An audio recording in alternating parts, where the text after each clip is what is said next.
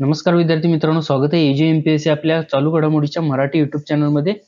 मित्रांनो, आज आपण 5 एप्रिल 2026च्या चालू घडामोडीचे प्रश्न आणि उत्तरे पाहणार आहोत. मित्रांनो, 10 प्रश्न पाहणार आहोत, जे की 10च्या 10 प्रश्न हे महत्त्वाचे असणार आहेत आपल्या येणाऱ्या सर्व एक्झामसाठी. त्यामुळे व्हिडिओला शेवटपर्यंत नक्की पहा आणि चॅनलवर नवीन असाल तर चॅनल सबस्क्राईब करायला विसरू नका. चला तर सुरू करूया. आजचा आपला पहिला प्रश्न आहे, मुंबई मराठी ग्रंथ संग्रहालयाच्या अध्यक्षपदी कोणाची बिनविरोध निवड करण्यात आलेली आहे? आणि त्याचे योग्य उत्तर आहे पर्याय क्रमांक 1 शरद पवार. अधिक माहिती जाणून घ्या. तर मित्रांनो, मराठी ग्रंथ संग्रहालयाच्या अध्यक्षपदी राष्ट्रवादी काँग्रेसचे अध्यक्ष माननीय शरद पवार यांची पुन्हा एकदा बिनविरोध निवड करण्यात आलेली आहे. मित्रांनो, याच्यापूर्वी देखील शरद पवार हे अध्यक्ष होते आणि यावेळेस देखील मराठी ग्रंथ संग्रहालयाच्या अध्यक्षपदी राष्ट्रवादी काँग्रेसचे अध्यक्ष शरद पवार यांची बिनविरोध निवड करण्यात आलेली आहे. आणि मित्रांनो, दादर येथील मुंबई मराठी ग्रंथ संग्रहालय ही मराठी साहित्य संस्कृतीचे जतन करणारी एक महत्त्वाची संस्था आहे मित्रांनो. आणि मित्रांनो, शरद पवार हे गेल्या 40 वर्षांपासून या संस्थेचे अध्यक्ष म्हणून काम पाहत आहेत. आणि निवडणूक अधिकारी किरण सोनवणे यांनी अध्यक्ष आणि 7 उपाध्यक्ष आणि 15 कार्यकारी सदस्यांची बिनविरोध निवड जाहीर केलेली आहे.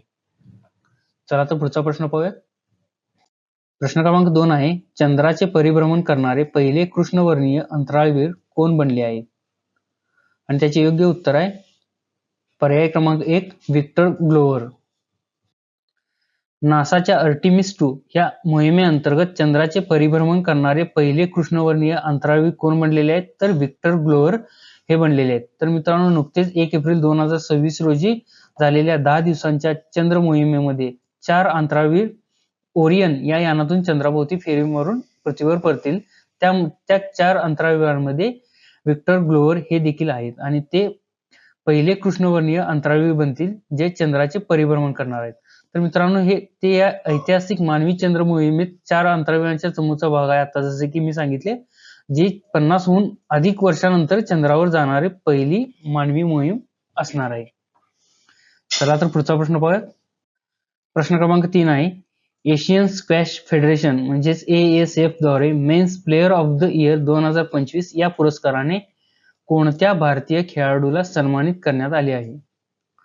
आणि त्याचे योग्य उत्तर आहे पर्याय क्रमांक 2 Abhay Singh. Asian Squash Federation द्वारे अभय सिंग या भारतीय खेळाडूला men's player of the year 2025 पुरस्काराने सन्मानित करण्यात आलेले आहे. तर मित्रांनो, Asian Squash Federation men's player of the year 2025 या पुरस्काराने कोणाला सन्मानित करण्यात आले? तर भारतीय खेळाडू अभय सिंग यांना या पुरस्काराने सन्मानित केलेले आहे. तर मित्रांनो, अभय सिंग यांना का सन्मानित केलेले आहे? तर त्यांची विशेष कामगिरी काय आहे? तर आशियाई चॅम्पियनशिप विजेता आणि world cup mix team gold medallist आहेत अभय सिंग. त्यामुळे यांना या men's player of the year या पुरस्काराने सन्मानित करण्यात आलेले आहे. पुढचा प्रश्न पाहूयात. प्रश्न क्रमांक 4 आहे, खेलो इंडिया आदिवासी खेळ 2026 मध्ये कोणते राज्य अव्वल ठरले आहे? आणि त्याचे योग्य उत्तर आहे पर्याय क्रमांक 3 कर्नाटक. छत्तीसगड मधील रायपूर येथे आयोजित पहिल्या खेलो इंडिया आदिवासी खेळ 2026 मध्ये कर्नाटक राज्य 23 सुवर्ण पदकांसह अव्वल ठरलेले आहे. तर दुसऱ्या क्रमांकावर कोण आहेत? तर दुसऱ्या क्रमांकावर ओडिसा आणि तिसऱ्या क्रमांकावर झारखंड राहिलेले आहे. तर मित्रांनो, खेलो इंडिया आदिवासी खेळ कुठे आयोजित झालेले होते? तर छत्तीसगडमध्ये आयोजित झाले होते आणि यामध्ये 23 सुवर्ण पदकासह कर्नाटक प्रथम स्थानावर राहिलेले आहे. आणि कर्नाटकाने 23 सुवर्ण, 8 रौप्य आणि 7 कांस्य पदक जिंकलेले आहेत. आता मित्रांनो, आपण खेलो इंडिया आदिवासी खेळाबद्दल पूर्ण माहिती घेऊया. आता हे खेलो इंडिया आदिवासी खेळ कधी पार पडल्या? तर यांचा कालावधी होता 25 मार्च ते 3 एप्रिल 2026 दरम्यान या खेलो इंडिया आदिवासी खेळ पार पडले. आता यजमान राज्य म्हणजे कुठे आयोजित झाल्या होत्या? तर छत्तीसगडमध्ये चालू होत्या.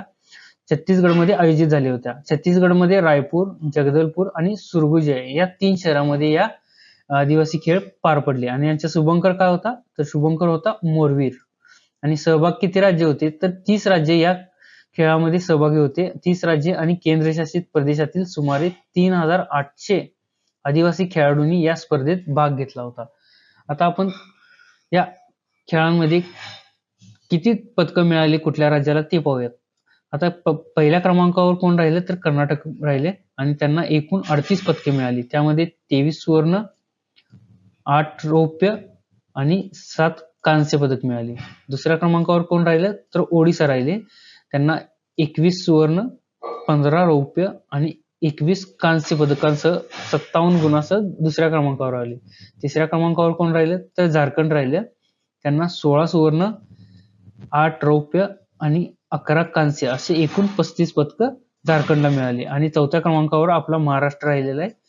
महाराष्ट्राला 6 सुवर्ण, 10 रौप्य आणि 4 कांस्य पदकासह एकूण 20 पदकांसह महाराष्ट्र हा चौथ्या क्रमांकावर राहिलेला आहे.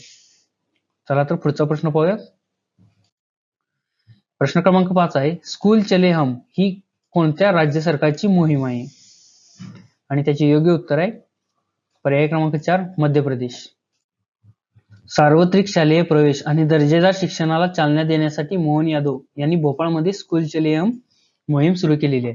तर मित्रांनो, स्कूल चले हम मोहीम कोणत्या राज्य सरकारची आहे तर ती मध्य प्रदेश राज्य सरकारची आहे.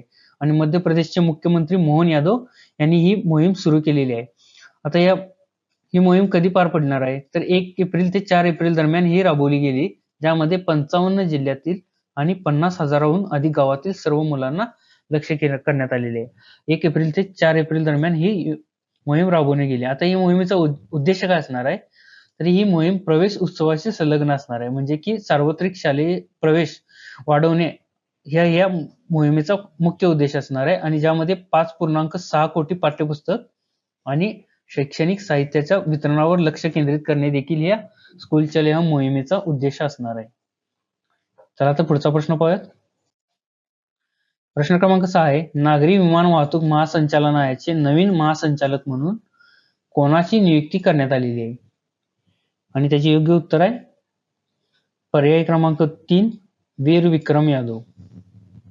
नागरी विमान वाहतूक महासंचालनालयाचे नवीन महासंचालक म्हणून ज्येष्ठ IAS अधिकारी वीर विक्रम यादव यांची नियुक्ती करण्यात आलेली आहे. तर मित्रांनो, नागरी विमान वाहतूक महासंचालनालयाचे नवीन महासंचालक कोण असणार आहेत तर ज्येष्ठ IAS अधिकारी वीर विक्रम यादव हे या महासंचालनालयाचे नवीन महासंचालक म्हणून नियुक्ती करण्यात आलेली आहे. आणि मित्रांनो, ते ओडिशा केडरचे 1996च्या बॅचचे IAS अधिकारी असून त्यांनी फैज अहमद किडवाई यांची जागा घेतलेली आहे. तर मित्रांनो, वीर विक्रम यादव यांच्यापूर्वी या महासंचालनालयाचे महासंचालक कोण होते तर फैज अहमद किडवाई हे या महासंचालनालयाचे महासंचालक होते.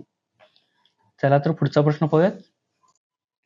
प्रश्न क्रमांक 7 आहे, मंगोलियन संसदेने कोणाची पंतप्रधान म्हणून नियुक्ती केलेली आहे? आणि त्याचे योग्य उत्तर आहे पर्याय क्रमांक 1 उचराल नॅम ओसोर. अधिक माहिती जाणून घ्या. तर मित्रांनो, मंगोलियन संसदेने उचराल नॅम ओसार यांची देशाचे नवीन पंतप्रधान म्हणून निवड केलेली आहे. राजकीय अस्थिरता आणि आर्थिक दबावामुळे 9 महिन्यातील हे तिसरे नेतृत्व बदल झालेले आहे. तर मित्रांनो, हे वर्षातील तिसरे नेतृत्व आहे बदललेले मंगोलियन संसदेने. आणि हे उचराल हे 39 वर्षांचे असून ते सत्ताधारी मंगोलियन पीपल्स पार्टीचे सुधारणावादी नेते आहेत. तर मित्रांनो, वर्षातील हे तिसरे पंतप्रधान असणार आहेत उचराल नॅम ओसार. मंगोलियन संसदेने त्यांची पंतप्रधान म्हणून निवड केलेली आहे. पुढचा प्रश्न पाहूयात. प्रश्न क्रमांक 8 आहे, फिडे रँकिंग नुसार पहिल्या क्रमांकाची महिला बुद्धिबळपटू कोण बनली आहे? आणि त्याचे योग्य उत्तर आहे पर्याय क्रमांक 2 बोधना शिवानंदन. एप्रिल 2026च्या फिडे रँकिंग नुसार भारतीय वंशाची 11 वर्षाची बुद्धिबळपटू बोधना शिवानंदन ही इंग्लंडची सर्वोच्च मानांकित महिला खेळाडू बनलेली आहे. तर मित्रांनो, फिडे रँकिंग नुसार पहिल्या क्रमांकाची महिला बुद्धिबळपटू कोण बनलेली आहे तर 11 वर्षाची भारतीय वंशाची बोधना शिवानंदन ही फिडे रँकिंग नुसार पहिल्या क्रमांकाची बुद्धिबळपटू बनलेली आहे. आणि मित्रांनो, याआधी जुलै 2025 मध्ये भारताच्या दिव्या देशमुख फिडे महिला वर्ल्ड कप जिंकून इतिहास रचला होता. कधी तर जुलै 2025 मध्ये. चला तर पुढचा प्रश्न पाहूयात. प्रश्न क्रमांक 9 आहे, संपन्न प्लॅटफॉर्म हा कोणत्या संस्थेचा प्रमुख उपक्रम आहे?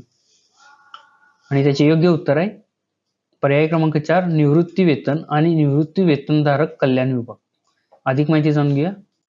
तर मित्रांनो, संपन्न हे प्लॅटफॉर्म कोणत्या संस्थेचा प्रमुख उपक्रम आहे तर निवृत्ती वेतन आणि निवृत्ती वेतनधारक कल्याण विभागाचा हा प्रमुख उपक्रम आहे. आणि मित्रांनो याचं फुल फॉर्म काय आहे तर system for accounting and management of pension हे एक डिजिटल पेन्शन प्लॅटफॉर्म आहे संपन्न. आणि मित्रांनो हा प्रकल्पचा उद्देश काय असणार आहे तर हा प्रकल्प मुख्यत्वे करून पेन्शनधारकांसाठी पेन्शन मंजुरी आणि वितरणाची प्रक्रिया डिजिटल, जलद आणि पारदर्शक करण्यासाठी विकसित करण्यात आलेला आहे हा संपन्न उपक्रम. आणि मित्रांनो हे उपक्रम मध्यस्थांशिवाय पेन्शनचे थेट बँक हस्तांतर सुनिश्चित करते, ज्यामुळे पारदर्शकता सुधारते. चला तर पुढचा प्रश्न पाहूयात. आजचा आपला शेवटचा आणि 10वा प्रश्न आहे. प्रधानमंत्री सूक्ष्म अन्न प्रक्रिया उद्योग योजनेच्या अंमलबजावणीत कोणते राज्य देशात पहिल्या क्रमांकावर आहे? आणि त्याचे योग्य उत्तर आहे पर्याय क्रमांक 2 महाराष्ट्र. अधिक माहिती जाणून घेऊया. पंतप्रधान सूक्ष्म अन्न प्रक्रिया उद्योग योजनेच्या अंमलबजावणीत महाराष्ट्र राज्य देशात पहिल्या क्रमांकावर आलेले. आणि मित्रांनो 22,010हून अधिक प्रकल्पांना मंजुरी देऊन आणि कर्ज वितरणात उत्कृष्ट कामगिरी करून महाराष्ट्राने हे अव्वल स्थान पटकावलेले आहे.